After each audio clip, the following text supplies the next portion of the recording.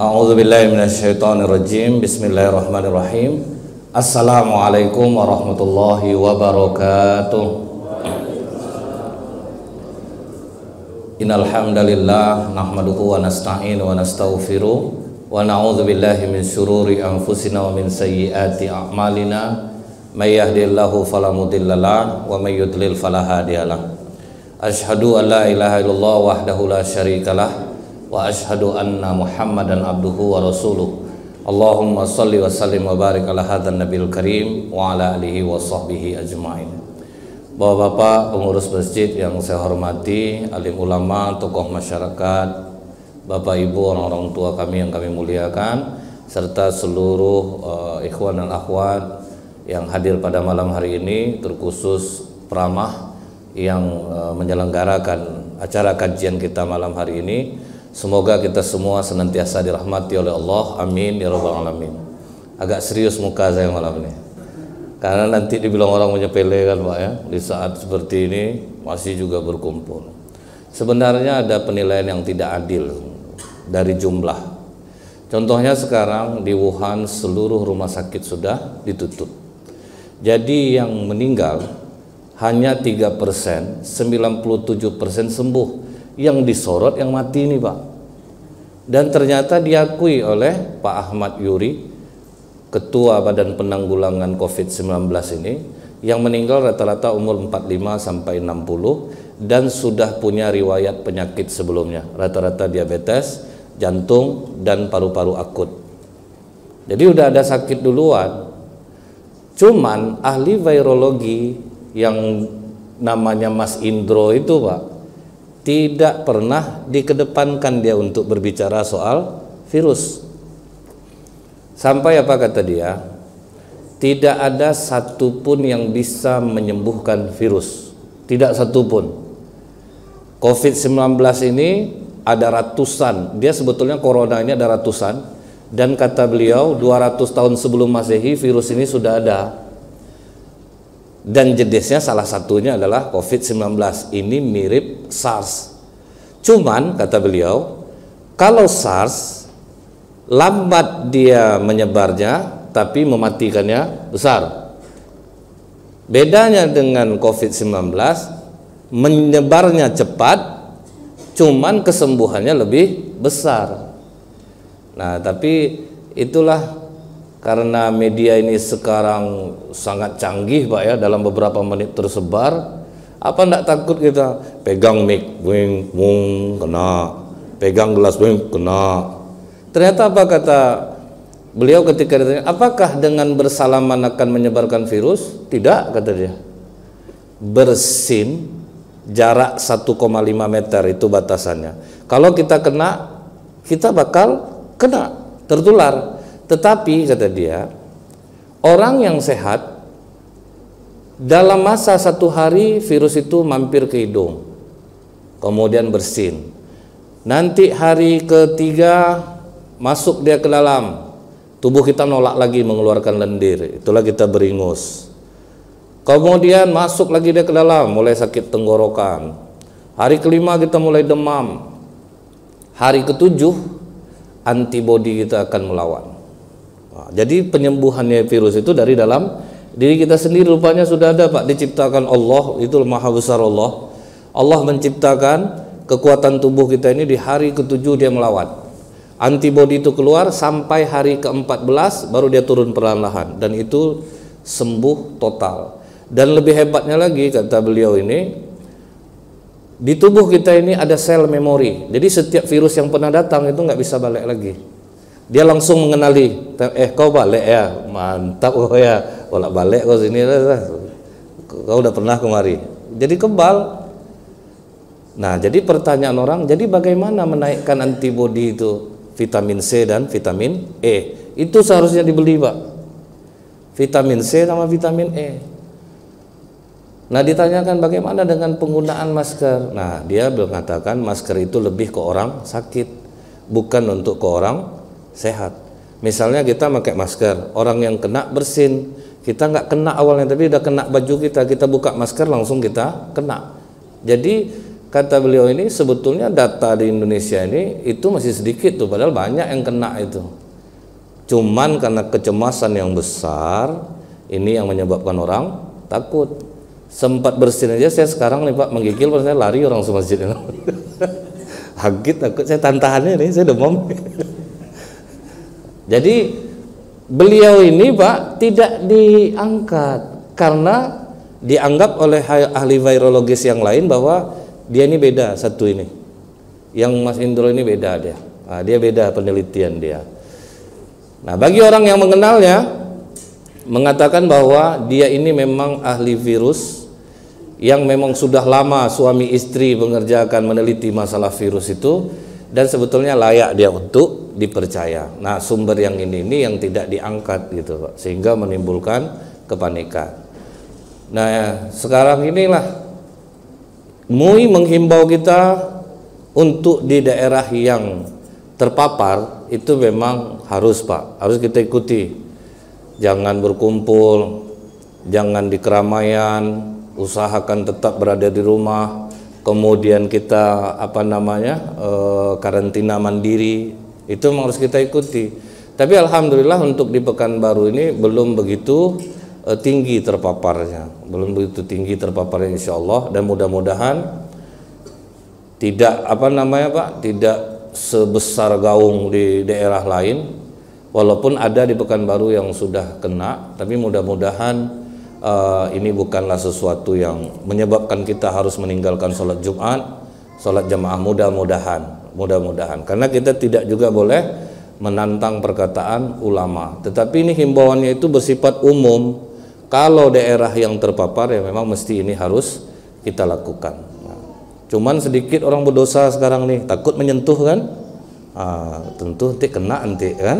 Nah, jadi akhirnya sekarang orang pakai tutup aurat kan, kan banyak orang tutup aurat, tidak disuruh udah pandai nutup sekarang. Cuman gara-gara fatwamu ini Pak, ada yang cerdik, orang tidak pernah ke masjid yang paling sibuk tuh, kan udah boleh sholat di rumah tuh. Kau sedangkan tidak ada virusnya tidak ke masjid kok, banyak lah kayak dia tidak pernah ke masjid Pak, mau ada virus ini jadi kesempatan sama dia, tidak sholat Jumat kan MUI manggil, udah fatwa itu tidak boleh kita rame-rame ke masjid. Memang kau pernah sholat Jumat tuh, apalah tidak sudah sholat orang baru khatib katanya. Lampak tidak pernah itu, orang khatib dulu baru sholat kan. Dia dulu sholat dulu baru ceramah. Nah, ini karena orang memanfaatkan isu ini. Nah, tapi saya agak berbeda ini. Saya mengutip fatwa dari Syekh Ahmad Al-Quri Al-Mauritani hafizahullah. Atas pertanyaan orang kepada beliau, apakah boleh bagi kaum muslimin yang sehat meninggalkan sholat Jumat dan sholat jamaah karena takut dari penyakit corona? Nah, jadi apa jawaban beliau? Dalam perang kita menghadapi musuh yang nyata. Sedangkan musuh yang nyata aja yang kita hadapi, sholat jamaah tetap harus ditegakkan. Itu namanya sholat khauf. Jadi saf pertama, saf kedua, imam sudah sampai sujud, mereka berdiri, baru rakaat yang saf kedua untuk melaksanakan ruku, i'tidal, sujud. Udah selesai dan imam harus memanjangkan naiknya, baru naik lagi nih yang kedua. Nah, di rakaat yang kedua imam sujud ruku, yang saf kedua pula yang ruku, yang depan berjaga-jaga. Nah, dalam keadaan seperti ini saja sholat jamaah tidak ditinggalkan, sholat Jumat tidak ditinggalkan. Apalagi musuh yang gaib yang belum tentu pula kita kena lagi. Nah, jadi ini menurut fatwa beliau, ini musuh gaib dan belum tentu kita kena, dan berdasarkan data tadi ternyata 97% kesembuhannya tinggi, dan orang yang meninggal rata-rata karena penyakit sebelumnya. Nah, jadi diabetes, jantung, paru-paru yang sudah akut. Jadi ini kata beliau. Dalilnya apa? Surat An-Nisa ayat 102. Wa idza kunta fihim faqamtu lahumus shalah faltakum ta'ifatum minhum ma'ak. Dan apabila engkau Muhammad berada di tengah-tengah para sahabatmu, lalu engkau hendak melaksanakan sholat bersama-sama mereka, maka hendaklah segolongan dari mereka berdiri sholat besertamu. Nah, inilah dalil tidak meninggalkan sholat berjamaah. walaupun dalam keadaan perang yang nyata. Jadi perang nyata saja kita tidak meninggalkan sholat jamaah. Kemudian surah Asy-Syura ayat 30. Wa ma asabakum min musibatin fabima kasabat aydikum. Dan musibah apapun yang menimpa kamu adalah disebabkan oleh perbuatan tanganmu sendiri. Jadi musibah yang menimpa kita sekarang ini bisa karena tangan kita sendiri. Udah jelas nih. Jangan kalau takut di lambung ombak, jangan berumah di tepi pantai. Nah, dia bangun rumah juga di sana, yang salah siapa? Dia kan yang membangun rumah di situ. Jadi kadang kita yang membuatnya. Udah jelas kita nggak boleh makan kelelawar, dimakan juga. Jadi awalnya virus ini sebagian ahli mengatakan kelelawar dimakan oleh terenggiling, terenggilingnya dimakan orang. Nah, jadi dari sinilah kelelawar kita nggak boleh makan, terenggiling kita nggak boleh makan. Macam tidak ada ya makanan lain lagi kan. Yang ini dimakan. Nah, orang yang terpapar dia sudah kemana-mana, ada yang ke Indonesia, ada yang ke Malaysia, ada yang ke Arab Saudi. Nah, jadi wajar ada lockdown itu untuk membatasi ruang, dikunci daerahnya. Jangan masuk yang keluar. Yang kasihan itu yang imigrasi kita yang di Malaysia, TKW kita yang di Malaysia yang sudah habis masa tinggalnya mau pulang, Indonesia lockdown juga. Dia di sana sudah habis juga. Akhirnya lari-lari sekarang tuh Pak, tidur di ruko, takut ada pemberlakuan jam malam, razia. Jadi itu dampaknya. Jadi ini karena kesalahan kita sendiri. Loh kan kami nggak ada ngapa-ngapain, apa pula kesalahan kami. Nah, ketika orang ingin menghancurkan, menyerang daerah Mekah pada waktu itu, apa kata Rasulullah kepada Ummul Mukminin Aisyah?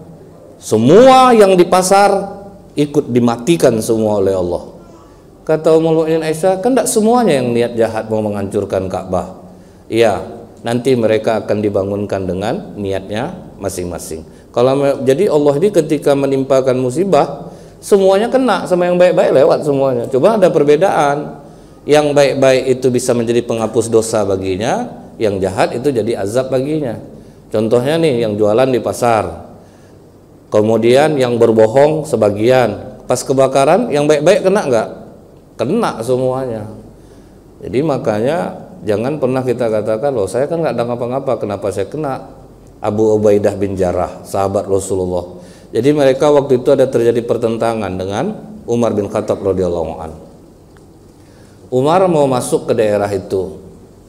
Kemudian dapat informasi, jangan masuk ke sini, Khalifah. Sini sedang terserang oleh wabah penyakit kusta waktu itu. Jadi apa kata Umar bin Khattab setelah berunding dengan para sahabat? Oke, kita balik. Kata Abu Ubaidah bin Jarrah, kenapa kau lari dari takdir Allah, Khalifah? Kata Khalifah Umar, aku lari dari takdir sakit, pergi ke takdir sembuh. Jadi itu takdir juga. Akhirnya Abu Ubaidah bin Jarrah tetap masuk karena dia katakan, aku tidak mungkin meninggalkan pasukanku. Karena kalau udah terlanjur masuk, dia tidak boleh keluar lagi di sana karena daerah itu sudah kena virus penyakit kusta. Makanya Abu Ubaidah bin Jarrah meninggal di sana, kena terserang virus. Kurang baik apa Abu Ubaidah bin Jarrah? Imannya sekuat apa gitu. Jadi kenapa kena juga? Inilah kalau Allah menimpakan musibah, sama-sama yang baik pun kena. Jadi ini yang harus kita ketahui. Kemudian dalam surat Ar-Rum ayat 41, Zaharul fasadu fil barri wal bahri bima kasabat aydin nas liyudhiqahum ba'dal ladzi amilu la'allahum yarji'un. Telah tampak kerusakan di darat dan di laut disebabkan karena perbuatan tangan manusia. Allah menghendaki agar mereka merasakan sebagian dari akibat perbuatan mereka, agar mereka kembali ke jalan yang benar. Jadi memang manusia inilah yang merusaknya. Jadi kalau kita katakan hewan buas itu singa, lebih takut dia nengok manusia ini lagi sebetulnya. Manusia ini dia bisa berpikir, jadi dengan itu dia bisa menguasai. Jadi manusia inilah yang membuat rusak daratan, rusak lautan, akhirnya dihukum oleh Allah. Misalnya nih, laut dirusak, terumbu karang dibom, ikan dibom, kan jadi rusak. Nah, Akhirnya mereka berdampak kepada diri mereka sendiri. Air laut tercemar, tidak bisa dimanfaatkan lagi karena limbah-limbah pabrik. Jadi semua itu karena kesalahan manusia itu sendiri.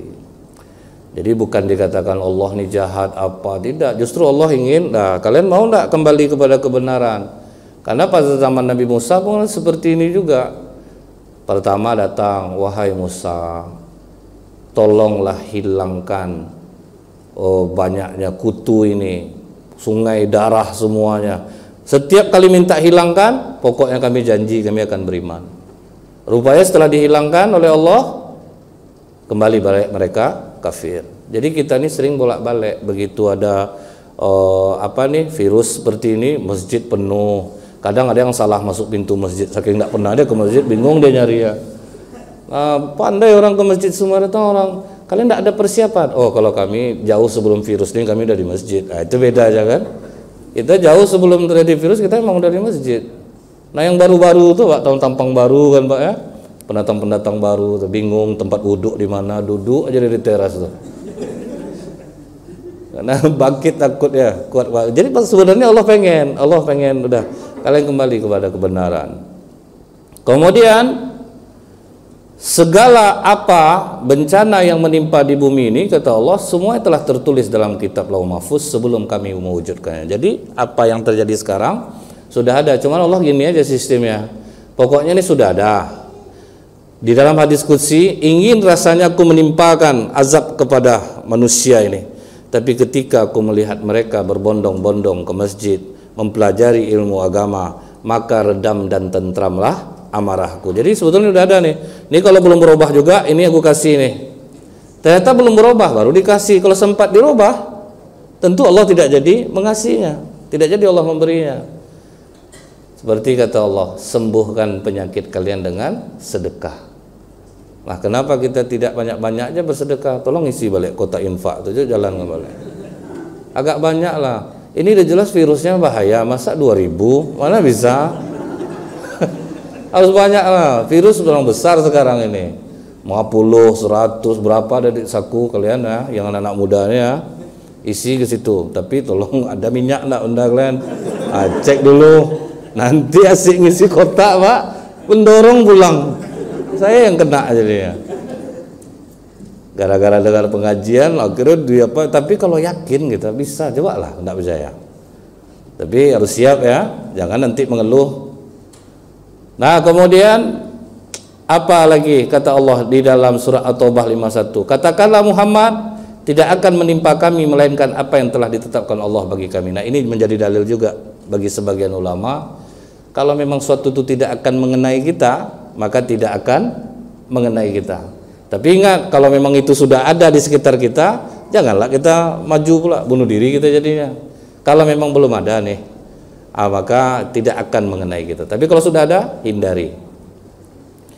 Kemudian lagi dalam surat Ali Imran ayat 154, katakanlah Muhammad, meskipun kamu ada di rumahmu, niscaya orang-orang yang telah ditetapkan akan mati terbunuh akan keluar ke tempat mereka terbunuh. Saya ada melihat tayangan di YouTube, 3 orang laki-laki mandi nih, umur 17 tahun, 15 tahun. Mereka mandi, jadi pasang kamera dari jauh. Sedang mandi-mandi itu bertiga, ada satu yang di lingkar gitu. Ditengoknya air itu dulu. Tuh turun dia, masih selamat nih. Kemudian mereka udah selesai. Nah, pas sudah selesai, betul ayat nih Pak, yang memang mau mati tenggelam itu, dia tetap berenang balik ke arah sana. Berenang dia balik, dia sempat melihat ke arah kawan-kawannya, seolah-olah pamitan gitu Pak. Dia loncat, hilang langsung. Jadi kalau memang orang mau matinya itu mau mati karena apa itu, pasti dia akan pergi ke tempat kematiannya. Yang paling banyak kena kemarin Wuhan, Cina. Ternyata yang paling banyak kematiannya di mana Pak? Itali Pak. Kan aneh kan? Jadi kalau memang makin tinggi ketakutan kita, sedangkan takut aja kita bisa mati kita dibuatnya. Ini contoh nih. Kalau dokter yang baik nih, pasien datang. Pasien ini sakit jantung parah. Selamat pagi Bapak. Apa keluhannya Pak? sakit jantung saya dokter. Alhamdulillah Pak, saya mengatakan alhamdulillah Bapak. Dari gaya Bapak masuknya aja Pak, udah tahu saya bagaimana kesehatan Bapak sekarang. Bapak fit Pak.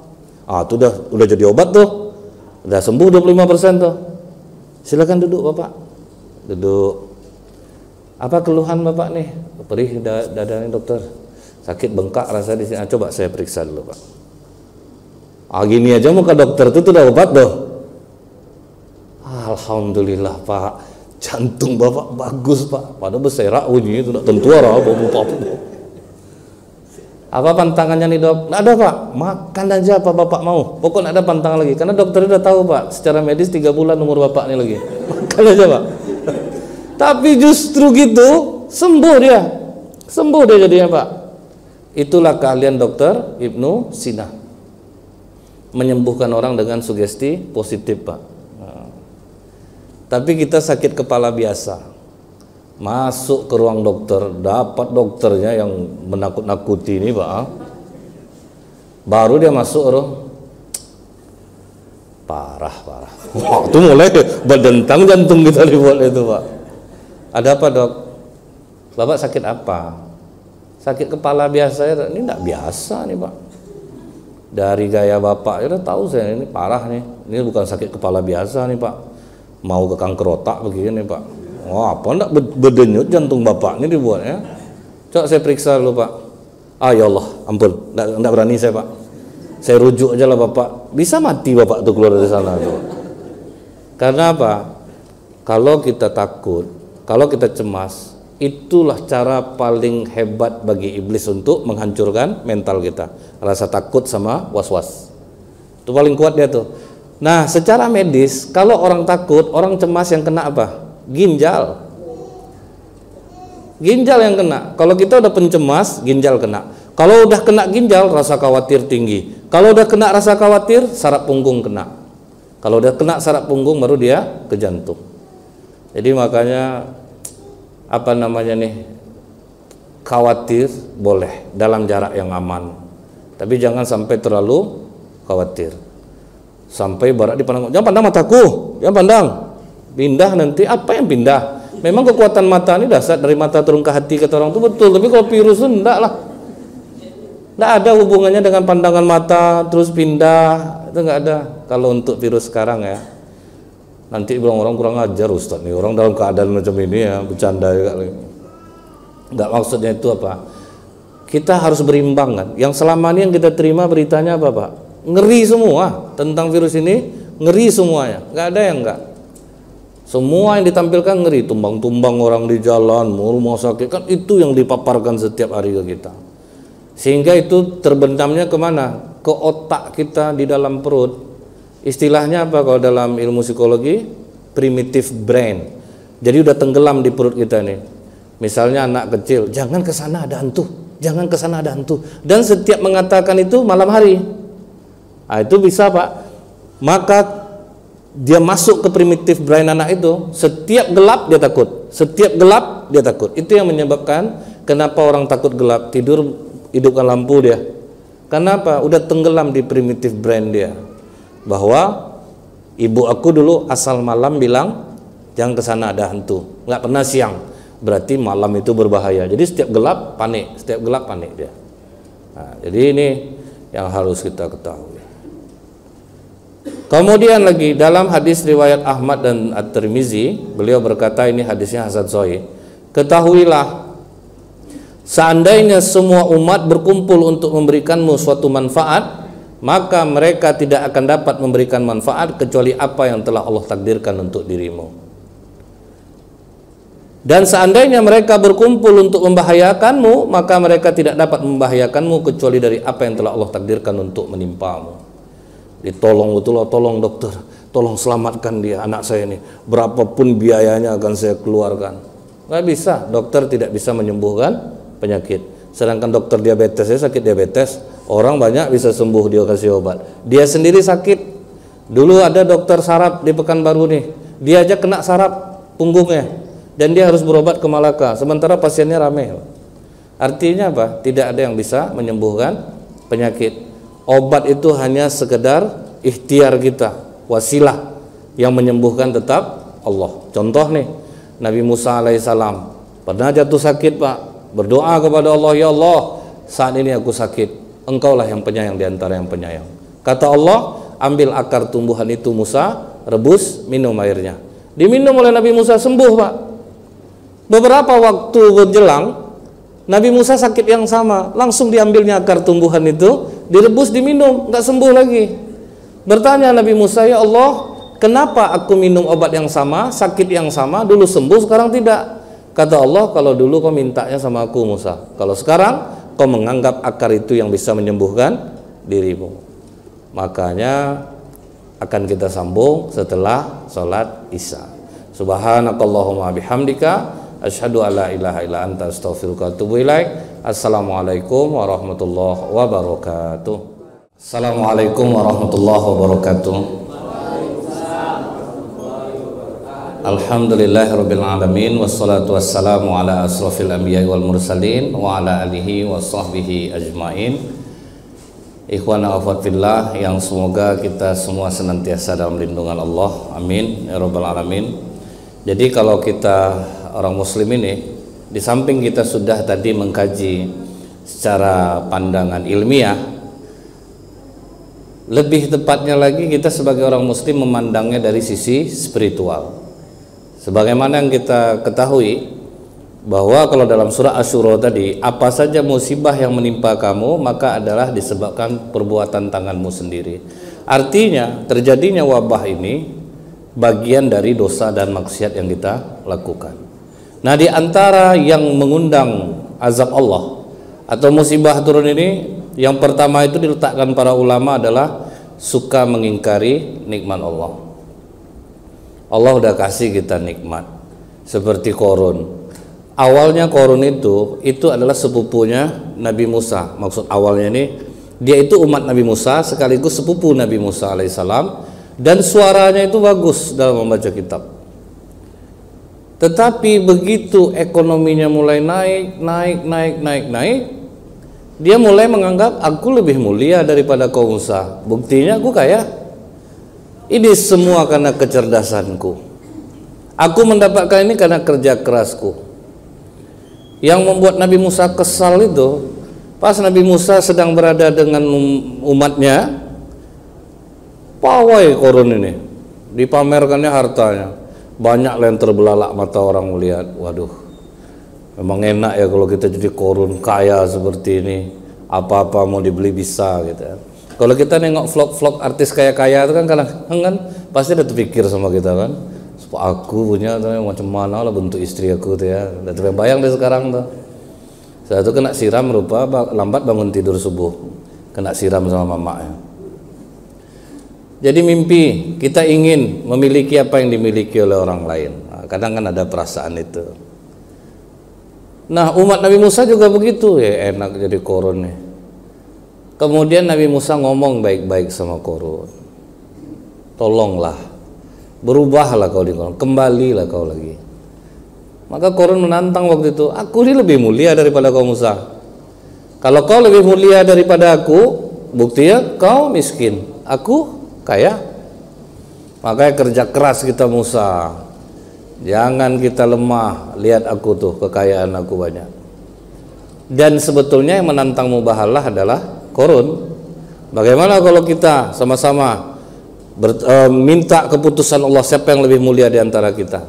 Kata Nabi Musa, oke, mulailah kau duluan. Maka Qarun pun memulai, ya Allah, bila aku lebih mulia dalam pandanganmu daripada Musa, timpakanlah kecelakaan kepadanya. Aman.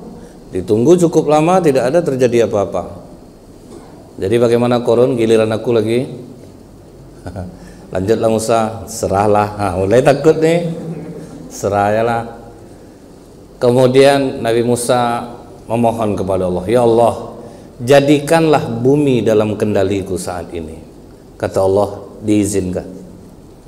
Dites Nabi Musa dulu, wahai bumi, tenggelamkan Qarun sampai mata kaki. Apa tenggelam? Wih, iya rupanya mah bisa nih. Kemudian apalagi kata Nabi Musa, tenggelamkan dia sampai lututnya. Mulai tenggelam. Tenggelamkan dia sampai perut, sampai tenggorokan. Nah, pas di leher dia ini Apa kata Nabi Musa? Diam dulu bumi. Sekarang tenggelamkan seluruh harta Qarun. Biar dia menyaksikan dulu hartanya tenggelam. Hanya dalam beberapa saat harta Qarun pun tenggelam. Setelah itu baru Qarun yang ditenggelamkan oleh bumi. Nah, jadi jangan kita coba-coba mengingkari nikmat Allah kepada kita. Dikasih kita kecerdasan, jangan digunakan untuk nipu orang.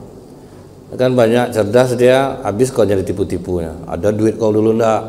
Kau mau ikut investasi ndak? Kongsi kita, bagi dua nanti kita untungnya, lari. Kan sering seperti itu tuh. Nah, kadang kita ini dikasih kekuatan bukannya untuk mau menolong orang, justru kadang dengan kekuatan kita itu kita menakut-nakuti orang. Jadi dikasih nikmat, manfaatkan. Besar tenaga kita, ikut gotong royong besok untuk rumah Pak Imam kita. Itu guna tenaganya. Berat orang angkat barang, kita angkatkan barang orang itu guna tenaga kita. Nah, ini syarat yang pertama yang membuat Allah murka, menurunkan azab kepada kita. Dikasih nikmat tidak disyukuri. Dikasih ganteng muka, sibuk di TP-TP kan. Sudah itu modusnya itu deh, status rohani semuanya, jiwa roh halus kan banyak tuh. Status rohani aja snapnya itu kan. Bertobatlah kepada Allah, jangan lalai. Sudah itu akhirnya kan banyak, akhirnya akhwat deh, betul-betul kuat agamanya. Padahal dia nggak modus nih. Nggak akhwat satu tuh ya ter-11 berapa orang yang dilayaninya. Digunakannya tampan tuh untuk mengajar hati orang jadinya. Nah, akhwat gitu juga, jangan pula TP-TP pula gitu. Mentang-mentang cantik, kadang terkejut-kejut kita, dia kan bisa dirubah, ada bonus Aries, kulit hitam jadi putih cemerlang kan. Terkejut-kejut kita nengok, pas jumpa aslinya beda rupa, parah Pak. Jadi memang syukuri yang diberikan Allah kepada kita. Ini dalam surah An-Nahl ayat 83, apa kata Allah? Mereka mengetahui nikmat-nikmat Allah, tapi kemudian mereka mengingkarinya, dan kebanyakan mereka adalah orang-orang kafir, orang-orang yang ingkar kepada Allah. Apa dalam surah An-Nahl 112? Dan Allah telah membuat satu perumpamaan dengan sebuah negeri yang dahulunya aman lagi tentram. Rezekinya datang kepadanya melimpah ruah dari segenap tempat, tetapi penduduknya mengingkari nikmat Allah. Karena itu Allah merasakan kepada mereka pakaian kelaparan dan ketakutan. Nah, ini nih, negeri dahulunya aman tentram. Kemarin kita nggak ada mendengar dapat musibah ini. Ini kalau secara umum nih arti ayat ini, aman tentram, nggak ada kita merasa khawatir. Dikasih rezeki berlimpah ruah, tapi penduduknya punya duit, sibuk hanya untuk diri sendiri. Punya duit ganti HP, punya duit ganti kamera, tidak bisa beli cash kredit. Akhirnya apa jadinya? Karena ningkari nikmat Allah, maka Allah akan merasakan pakaian kelaparan, ketakutan. Nah, ketakutan terjadi enggak sekarang? Ketakutan. Karena apa? Mengingkari nikmat Allah, bangkit takut. Badan sehat nggak mau ke masjid. Badan sehat, sibuk mata ini bukan menengok Al-Quran, sibuk nengok HP, cek WhatsApp, cek IG. Itu ajalah kerja kita hari-hari, banyak terlelaikan dengan media sosial.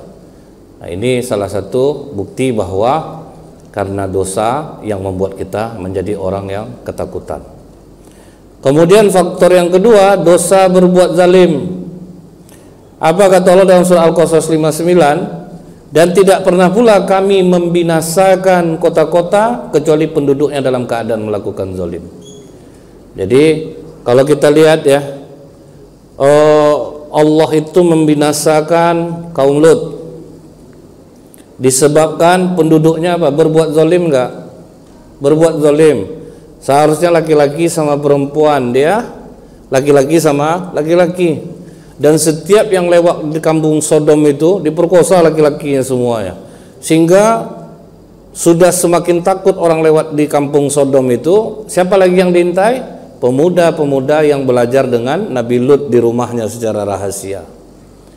Nah, ada seorang nenek-nenek ini pura-pura bertamu ke rumah Nabi Lut, Yang ketemu dia sama istrinya. Nama istri Nabi Lut itu Wafilah. Apa kata nenek ini? Bolehkah saya meminta minum? Boleh nek, dikasihnya minum. Baru diminum oleh nenek itu dimuntahkannya airnya. Airmu ini tidak layak untuk diminum. Rumahmu ini tidak layak untuk ditempati. Kau cantik, kenapa kau mau hidup dalam kesusahan seperti ini? Pertama melawan dia. Aku bersyukur nek dengan apa yang dikaruniakan Allah lewat suamiku untukku. Enggak, aku cuman menawarkan kepada kamu. Kalau kamu mau, menawarkan apa maksud nenek? Kau tinggal kasih berita aja, dapat 2 koin emas. Berita maksud nenek apa? Pokoknya setiap ada laki-laki muda datang kemari, kasih aja informasinya ke saya. Lewat mana kira-kira orang tuh jalan pulangnya. Itu satu informasi, kau dapat 2 koin emas. Oke lah nek. Mulai berubah dia. Jadi gara-gara apa dia berubah? Gara-gara uang. Berkhianat dia kepada Nabi Lut. Jadi setiap ada laki-laki yang datang, dikasihnya kabar ke nenek itu dikasihnya kabar kepada laki-laki kaum Lut. Kalian mau barang baru enggak? Panas nih, tapi kasih aku 4 koin emas. Mau nek, dikasihlah nenek ini 4 koin emas. Nenek tuh ngasih ke istri Nabi Lut berapa? 2 koin emas. Jadi tukang pakang ini udah lama. Dia minta 4, kasih 2. Jadi bukan baru tuh. Nah akhirnya laki-laki banyak yang kena lewat sana. Udah dinasihati nggak mau juga, dimusnahkan Allah nggak negeri itu? Dimusnahkan oleh Allah. Habis. Cuman Nabi Lut disuruh dulu berangkat, jangan menoleh ke belakang. Nah itu dihancurkan oleh Allah. Jadi kalau udah satu negeri sudah dihancurkan Allah, diakibatkan penduduknya sudah berbuat zalim. Yang zalim ini apa contohnya? Yang pernah kita kasih tahu, sendal harga 200.000 hilang di masjid, didoakannya patahkanlah kaki orang maling ini ya Allah. Itu zalim kita itu. Karena tidak imbang, masa 200.000 kaki orang patah kita doakan.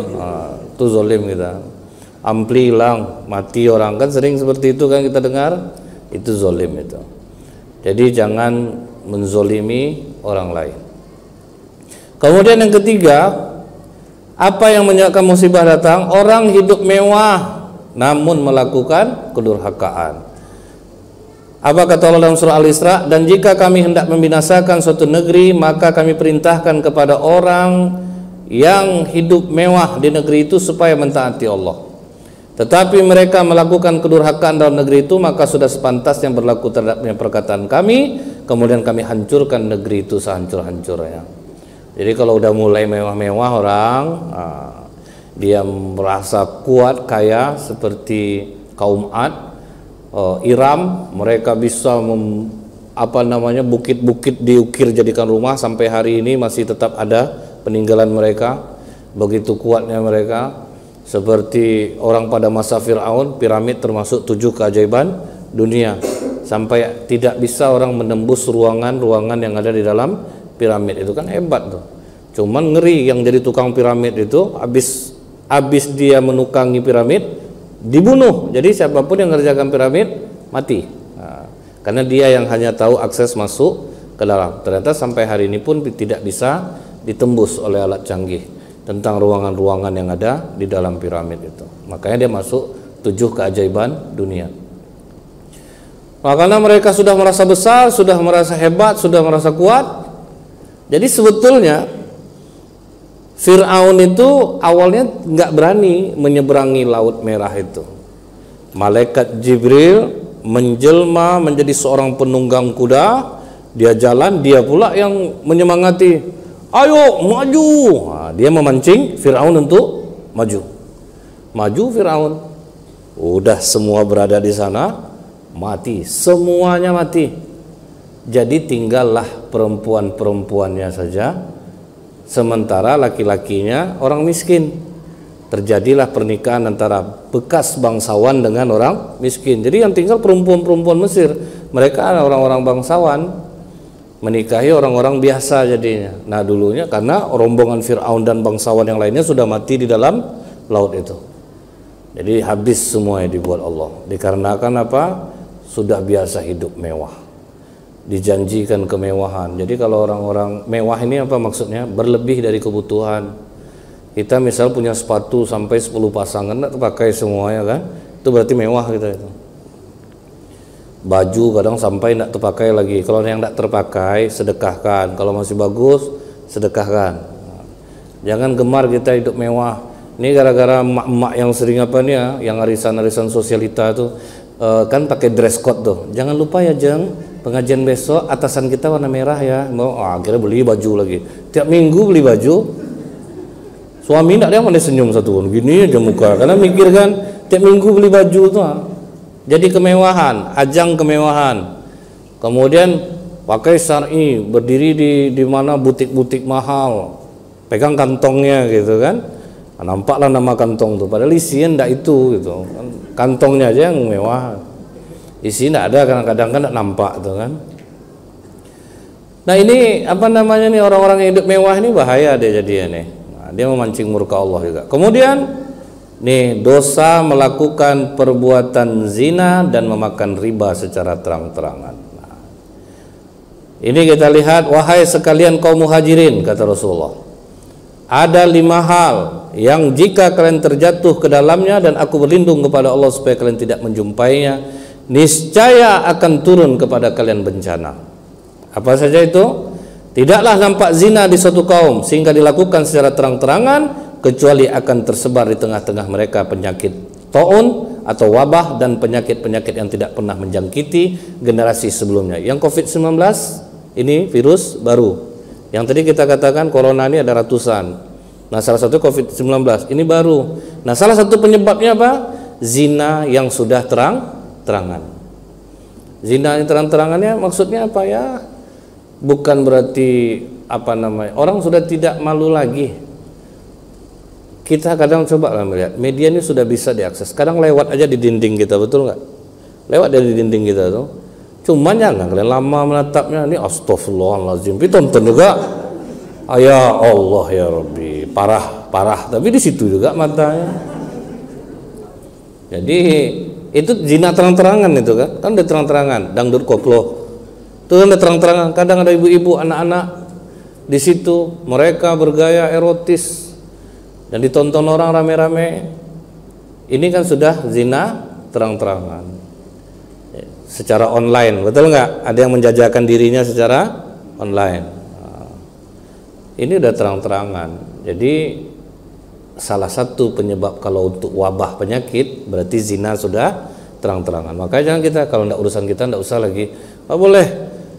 Nampak kata kita ada indikasi orang laki-laki dan perempuan bukan mahram sudah berdua-duaan misalnya di satu rumah, tindakan kita harus langsung kasih tahu, maaf, jangan apa namanya nih, jangan di sinilah, tolong gak usah seperti inilah, nggak bagus.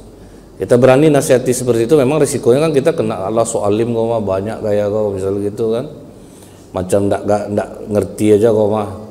Kau tuh iri sama aku, tahu aku kau tidak laku-laku, kan risiko kita jadi jomblo fisabilillah kan gitu kan. Kita dipanas-panasi tuh, pacaran lah kau, enak pacaran nih, timbul semangat kita belajar dibuatnya kan gitu cara itu. Pokok hati kita ini enak aja rasanya, itu kan tipu daya iblis sebetulnya. Tipu daya iblis dikemas akhirnya apa? Jumpa, resah, pisah, gelisah. Pas jumpa resah juga, pisah, gelisah juga, tengok-tengok juga WA, nggak masuk ya.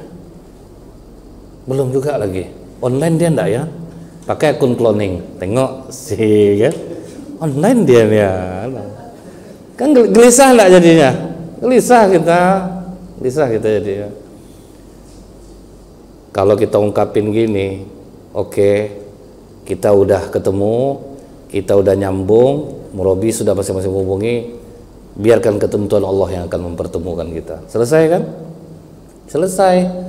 Kalau memang penting kita udah yuk saling menjaga kita sampai nanti kita dipertemukan Allah. Sambil sama-sama mengusahakan. Kalau kita pacaran baper-baperan nggak jadinya? Baper lah. Assalamualaikum, nggak juga dijawab kan? Kemana? Nggak juga jawab. Tengok online lah. Gelisah nggak kita jadi? Gelisah lah. Tapi kalau misalnya kita tidak ada terikat masalah hati, Assalamualaikum, tak kau jawab nak apa-apa bagai aku doh. Gitu. Nah kemudian apa? Riba. Riba, apa kata Rasulullah, apabila perbuatan zina dan riba sudah terang-terangan di satu negeri, maka penduduk negeri itu rela terhadap datangnya azab Allah untuk diri mereka. Riba banyak nggak? Banyak lah. Kita aja mau beli cash dibujuk-bujuk supaya kredit, betul nggak? Kredit aja Pak, masih banyak uangnya perlu lagi. Dan Bapak saya mau beli cash. Pak, banyak loh bonusnya kalau Bapak ambil secara kredit. Nanti Bapak dapat bonus kaca spion misalkan. Kaca spion kan memang udah ada. Jaket kan memang udah ada. Helm juga udah ada. Nomor WA saya Pak. Kadang apa namanya nih, riba, orang udah terang-terangan sekarang, pinjam sekian balik sekian, pinjam sekian balik sekian. Udah merata. Wajar nggak musibah ini terjadi? Wajar lah. Kemudian dosa berbuat curang dengan mengurangi takaran dan timbangan. Ini paling banyak ini terjadi sekarang. Tidaklah suatu kaum mengurangi takaran timbangan kecuali akan ditimpa paceklik susahnya penghidupan dan kezaliman penguasa atas mereka. Nah, jadi dosa-dosa inilah yang memancing murka Allah.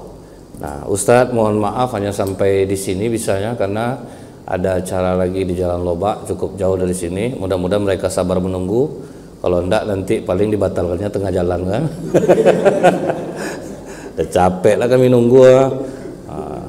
Baik, mungkin sampai di sini, lebih kurang mohon maaf. Assalamualaikum warahmatullahi wabarakatuh.